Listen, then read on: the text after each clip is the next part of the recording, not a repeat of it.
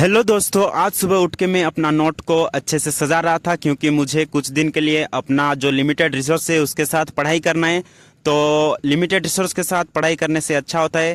तो जैसे कि मैंने आपको कहता था कि एग्ज़ाम ख़त्म हो जाने के बाद 10 डेज़ का जो चैलेंज है उसको लाने वाला हूँ। तो मैं अपना इंग्लिश का पेपर को भी अच्छे से देखता हूँ और फिर मैं टिफ़िन कर देता हूँ दोस्तों।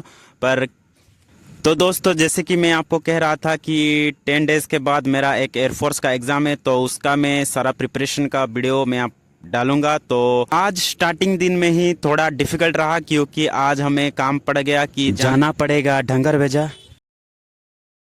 डंगर भेजा में दोस्तों कुछ काम है तो उसके लिए जाना पड़ रहा है क्योंकि ये राशन कार्ड जो है उसके कुछ काम थे। तो फिर हम निकल पड़ते हैं डंगर भेजा की और फिर जो हम गए डंगर भेजा में जाते वक्त मैंने देखा कि हमारा जो ब्लॉक है यानी कि हमारा ब्लॉक नंदाहांडी है वो भी अब बहुत अच्छे से डेवलप हो रहा है क्योंकि बहुत सारे हॉस्पिटल्स हेल्थ केयर सेंटर मैंने देखा, स्कूल देखा जो कि मैं पहले से नहीं देखा था, और जिस पे कंस्ट्रक्शन चल रहा था वो भी अब पूरा हो चुका है।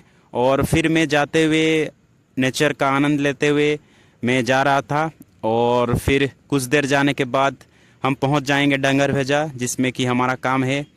पर गए तो थे पर अच्छे से वो काम जो है कंप्लीट नहीं हो पाया क्योंकि आज सैटरडे है। तो ज़्यादातर काम जो सैटरडे पे होता है वो हाफ ड्यूटी होता है यानी कि 1 बजे से छुट्टी हो जाता है। पर हमको पता नहीं था कि आज छुट्टी है पूरा का पूरा दिन क्योंकि आज एक फेस्टिवल है दोस्तों, ईद उल फितर, इसके कारण छुट्टी था।